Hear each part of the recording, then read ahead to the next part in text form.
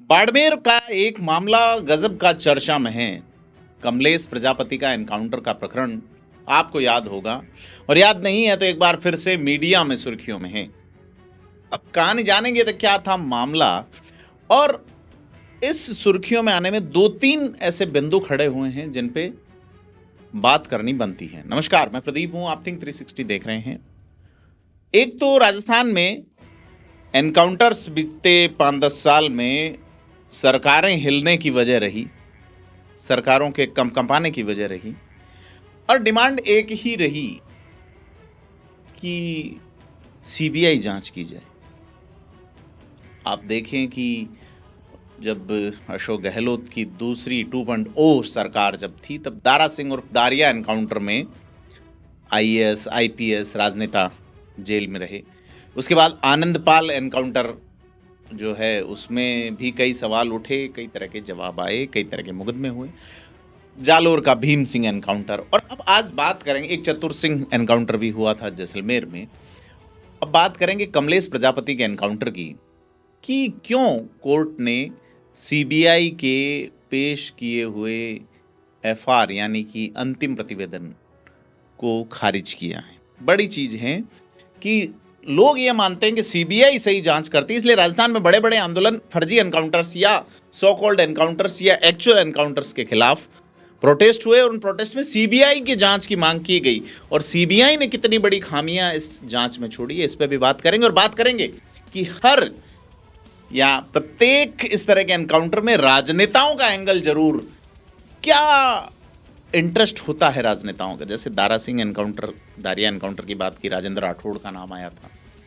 इसके अलावा आनंदपाल एनकाउंटर में तो कई सारे नेताओं का सरकार पे ही आरोप लगा था। अब कमलेश प्रजापति मामले में राजस्थान के पूर्व राजस्व मंत्री, पंजाब कांग्रेस के प्रभारी रहे, और फिलहाल बायतू से एक बार फिर से विधायक जो बाड़मेर के सांसद उम्मेदाराम बेनीवाल को कांग्रेस में लाने के हामी बने हैं, हरीश चौधरी, आरोप उन पे है, उनके भाई पे भी हैं।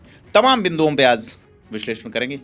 तो कोर्ट ने इस एफआर को कहा है, साहब आप जो है वो इसे खारिज मानिए और आप जांच कीजिए। अब इसमें न केवल बायतू के विधायक हरीश चौधरी, न केवल उनके भाई मनीष चौधरी, तत्कालीन आईजी जो है नवज्योति गोगोई उनकी, और पाली के एसपी रहे कालू राम रावत की भूमिका के खिलाफ भी सवाल उठते हैं।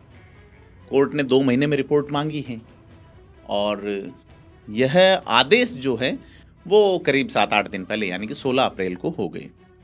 उस वक्त इस मामले को सरकार के नज़रिए से और ये एनकाउंटर बताया गया था। अखबारों, बड़े अखबारों ने जरूर इसके पक्ष में, सरकार के पक्ष में चीज़ें चलाई, लेकिन कुछ अखबारों ने, जैसे खास करके अपन बात करें बाड़मेर जैसलमेर में निहारिका टाइम्स नाम के अखबार के का दावा है कि उन्होंने इस मामले के कुछ तथ्य उस वक्त उठाए थे जिनको इस वक्त भी उठा हुआ माना जा रहा है। तो मामला ये हुआ था कि बाड़मेर का जो SC/ST सेल है पुलिस का, उसके इंचार्ज डीवाईएसपी पुष्पेंद्र आढ़ा ने 23 अप्रैल 2021 को सदर थाने में रिपोर्ट दी। आज बात 23 अप्रैल को ही कर रहे हैं हम, यानी 4 साल बाद आज ही के दिन रिपोर्ट हुई थी। इसमें कमलेश प्रजापति पर जो है ये आरोप लगाया गया कि उसने पुलिस पे जानलेवा हमला किया और जवाबी कार्रवाई हुई, ऐसे में वो मर गया, उनकी डेथ हो गई, मौत हो गई। अब पुष्पेंद्र आढ़ा ने यह भी कहा कि जो सदर थाना क्षेत्र है बाड़मेर का, उसके पीछे एक सेंट पॉल स्कूल है, उसके पीछे एक मकान में पुलिस कमलेश प्रजापति को पकड़ने गई थी। कमलेश SUV गाड़ी से गेट तोड़ के भागा तो कमांडो ने गोली मार दी, और गोली लगने से उसकी मौत हो गई। CCTV फुटेज भी सामने आने की बात बाद में सामने आई थी। तो अब इस एनकाउंटर के बाद पुलिस ने सर्च ऑपरेशन चलाया ऑन रिकॉर्ड, जिसमें कहा गया कार्यपालक मजिस्ट्रेट यानी तहसीलदार की मौजूदगी में सर्च ऑपरेशन में 59,69,050 रुपए नकदी मिली है। लग्जरी व्हीकल्स मिले हैं, 11 अलग अलग कंपनी की गाड़ियां थी, जिसमें अवैध पिस्टल 5 थी, 9 मैगजीन, 121 कारतूस, 2 किलो 300 ग्राम अफीम, 1 किलो 715 ग्राम डोडा पोस्त, 13 मोबाइल, 7 डोंगल और 1 ATM जब्त की। कार्यपालक मजिस्ट्रेट यानी तहसीलदार की मौजूदगी में। इस पे भी आएंगे कि क्या कुछ इन्वेस्टिगेशंस में सामने आया है।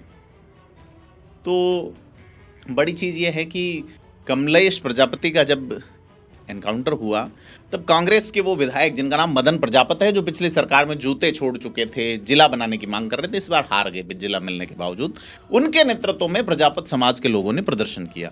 इसके बाद अशोक गहलोत सरकार ने 31 मई 2021 को जांच सीबीआई को सौंप दी और सीबीआई के तत्कालीन एसपी ने 2021 को बाड़मेर के सदर थाने में एफआईआर दर्ज करवाई।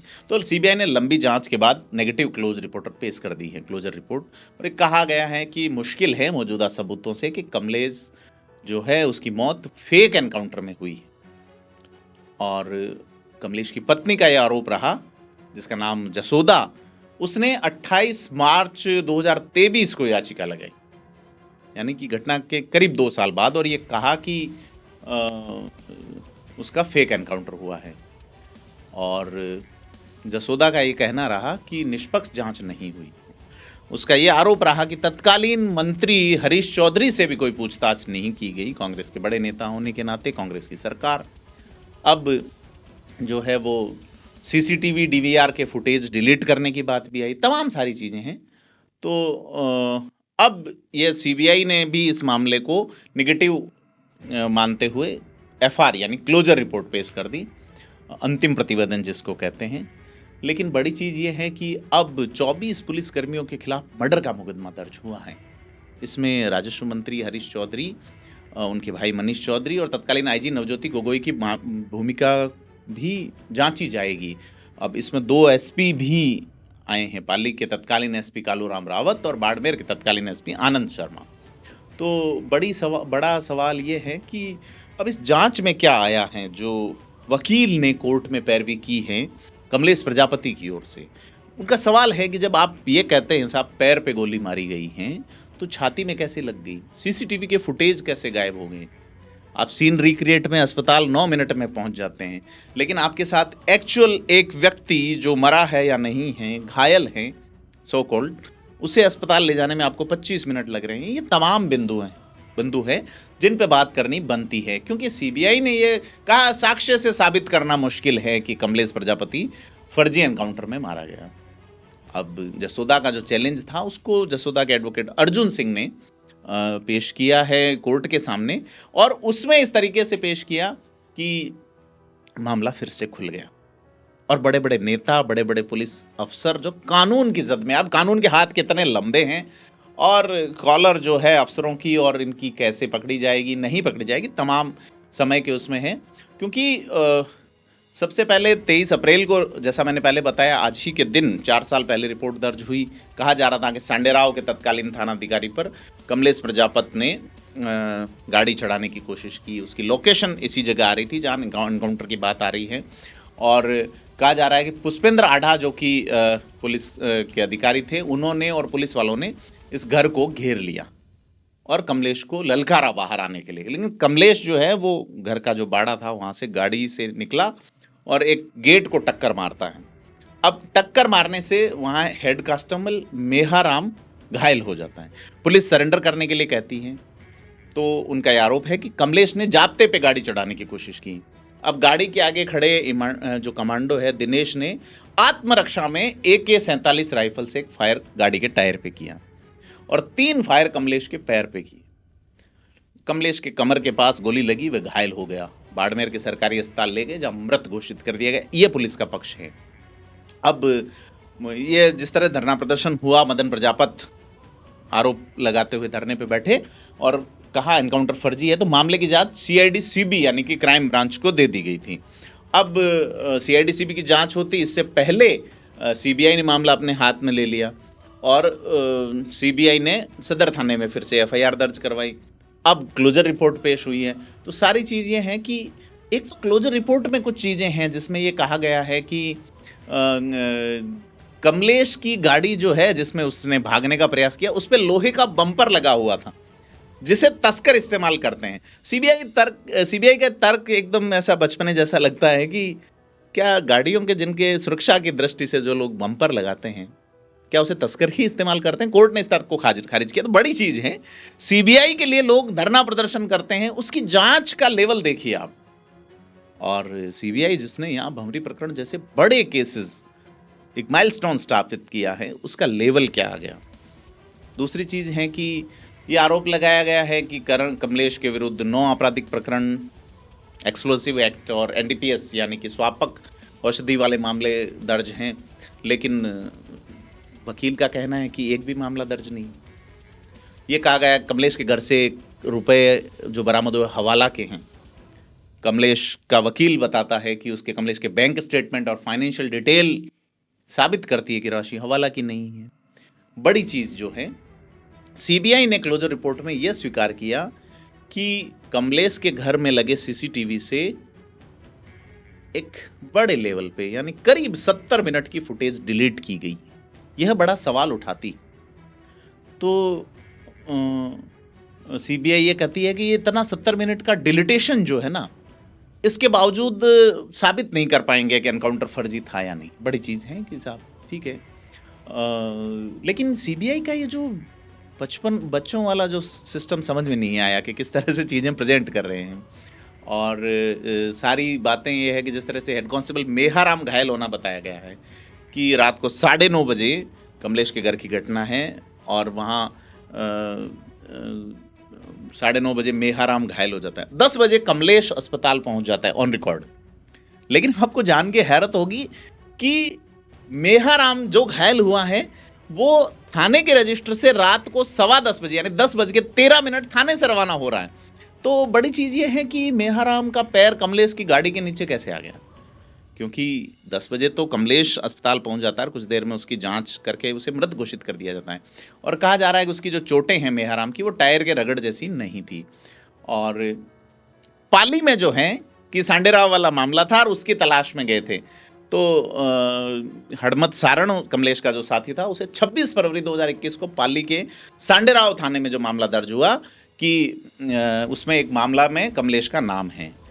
अब बड़ी चीज़ ये है कि उसकी जो केस डायरी बनी वो 28 अप्रैल 2021 को बनती है। 6 दिन बाद केस डायरी बन रही है। और एनडीपीएस वाले मामले में यानी कि जो मादक पदार्थों की तस्करी वाला मामला है, उसमें जो है वो कमलेश की क्या भूमिका थी, क्योंकि 13 फरवरी 2021 को पाली के सांडेराव में जो जिस थाना प्रभारी पे गाड़ी से टक्कर मारने का आरोप है, ये थाना प्रभारी को टक्कर मारने का आरोप है, वो गाड़ी जो है ये फरवरी की घटना है। अब अज्ञात व्यक्तियों के खिलाफ मामला दर्ज हुआ, इसमें कोई सीसीटीवी या इस तरह का फुटेज हुआ नहीं। थानाधिकारी ने जरूर सीबीआई को ये कहा है कि उसने ड्राइवर को देखा है ना, और इसके बावजूद थानाधिकारी को कमलेश की फोटो दिखा के पहचान नहीं कराई गई। यह फैक्ट भी कोर्ट में पेश किया गया, बताया।